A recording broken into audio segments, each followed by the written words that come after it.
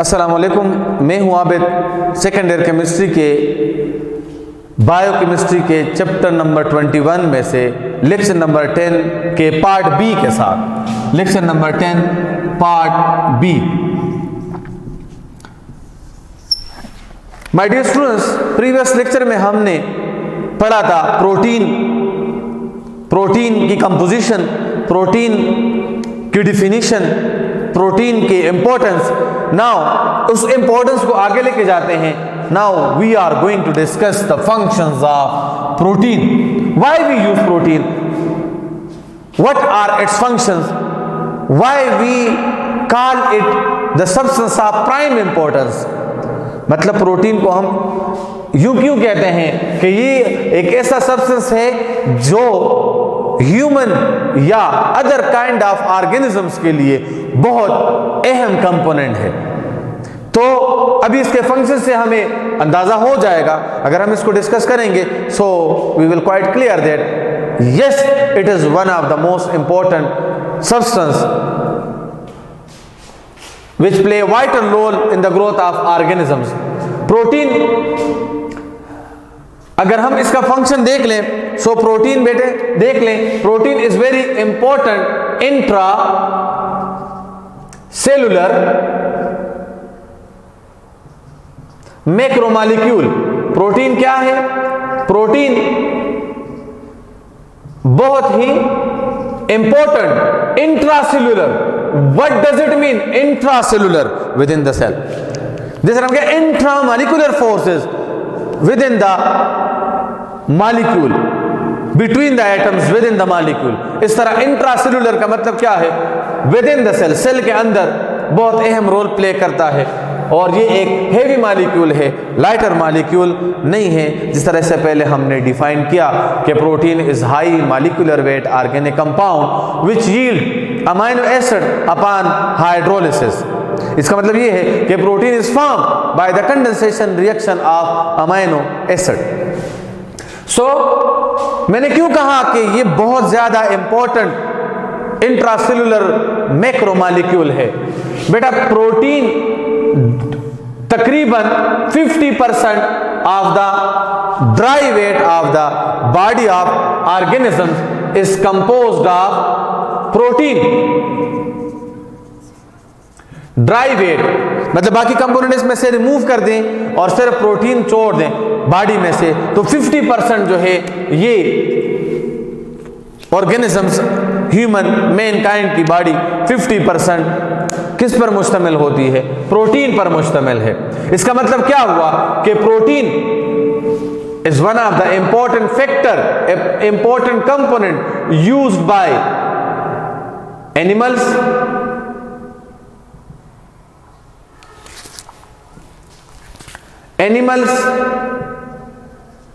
Plants, viruses and bacteria. Protein ये सिर्फ इंसान नहीं बल्कि बाकी ऑर्गेनिजम्स भी इसको यूटिलाइज करते हैं और इसके बेस पर उनकी लाइफ चलती रहती है, बहुत अहम रोल प्ले करता है। 50% of the dry weight of the body of organism or human being is composed of protein. One of the most important factor, one of the most important MCQs, it should be remembered. Now, what is the role of protein in the chemical reactions? So, protein is used as a catalyst. It means that it is used as an organic catalyst. Enzyme क्या चीज है? Enzyme हम किस चीज को कहते हैं? Within yeast, and mean within, yeast mean, zyme mean yeast. So, protein क्या है? Protein कौन सा catalyst है? Organic catalyst है। और एंजाइम आप लोग विद इन डिफाइन यू करते हैं, it is an organic substance that is used to change the rate of chemical reaction within the body of organisms. So इसका मतलब क्या हुआ कि प्रोटीन क्या है? ऑर्गेनिक कैटलिस्ट है। Now what is a catalyst?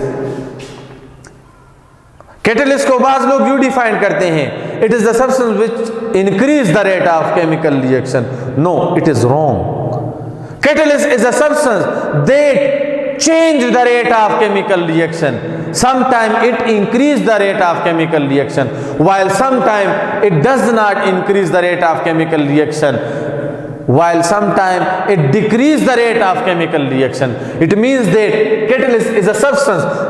It should be remembered that catalyst is a substance that change the rate of chemical reaction.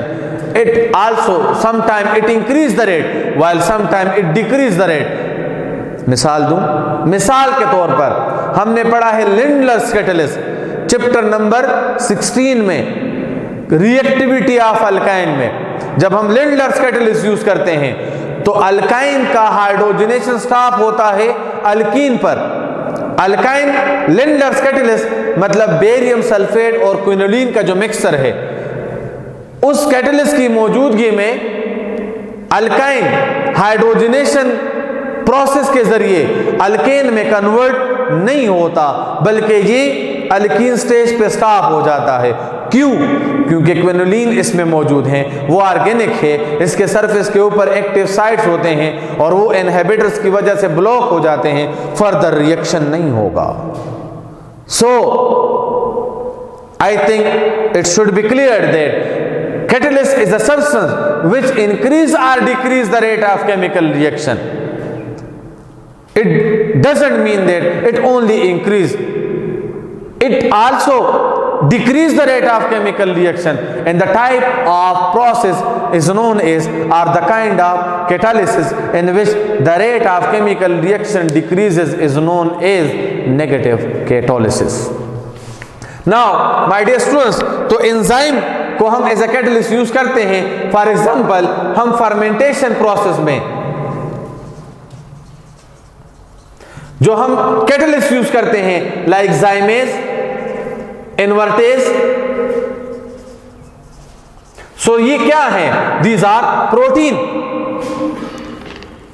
Now another one, it is use as a barrier. Barrier का काम क्या है? Barrier mean कि यहां barrier लगा हुआ है, police वाला खड़ा है, लोग यहां पर एहतिजाज कर रहे हैं, लेकिन इस बैरियर से पास होना मुश्किल है, ये इससे आगे नहीं आ सकते unless and until this person allow these people to move on. So protein also play as a barrier. It protects us from the harmful substance.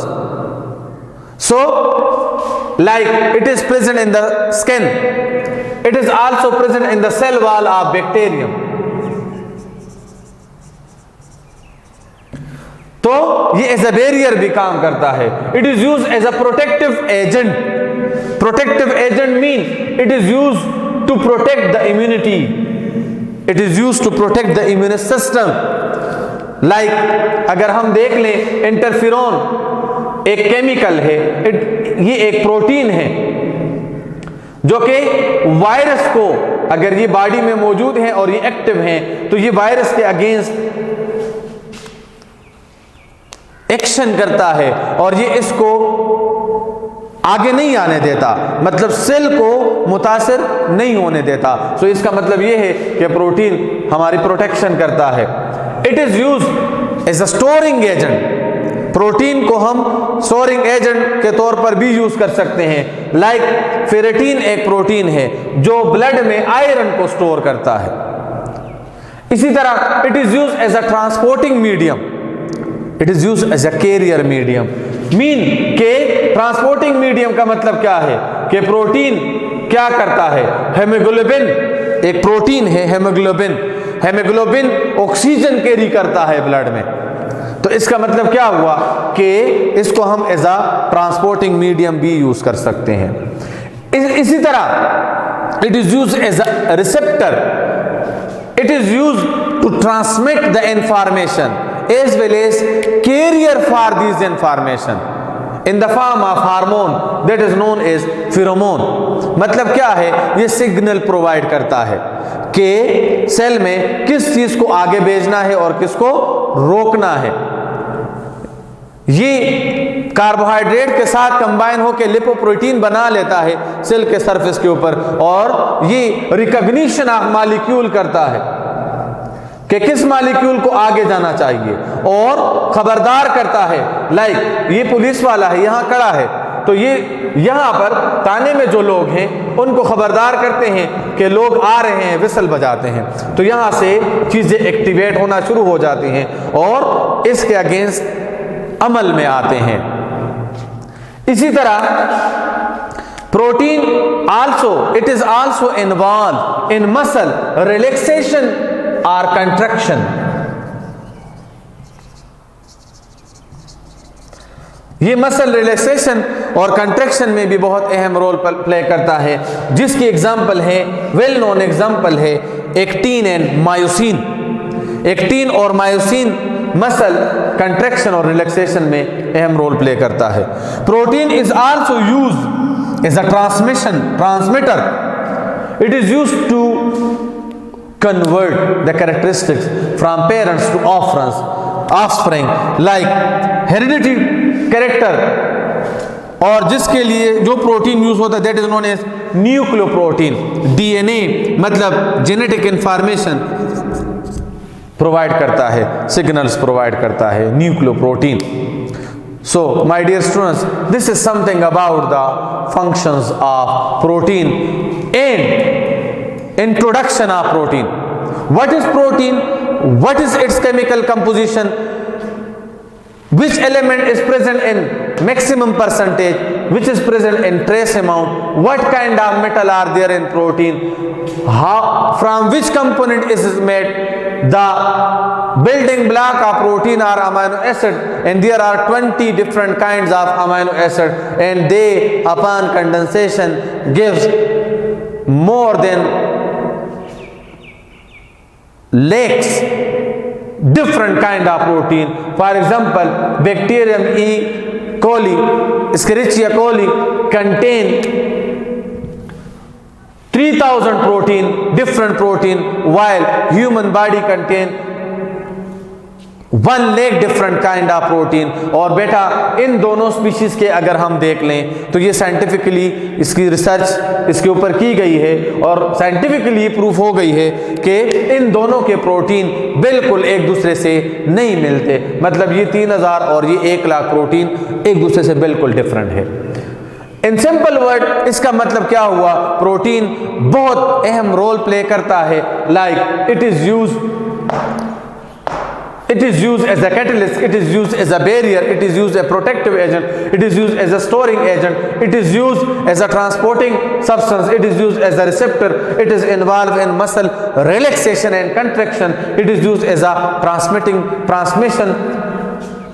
transmitting medium. Transmission mean it carries information from parents to the offspring in the form of genes, और जिसके लिए हम protein जिम्मेदार ठहरा, that is known as nucleoprotein.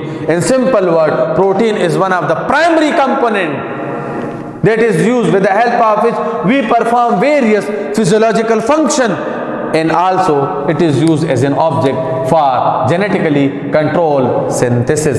ये इसके सामने आ गया। मेरे बेटे ये सब कुछ हमें क्लियर हो गया है कि प्रोटीन कितना अहम है। इसके बाद हम इसके नेक्स्ट लेक्चर में क्लासिफिकेशन की तरफ जाएंगे। उम्मीद है आप लोगों को समझ आ गई होगी। अगर कोई क्वेश्चन है तो आप पूछ सकते हैं। तब तक के लिए अल्लाह हाफिज़।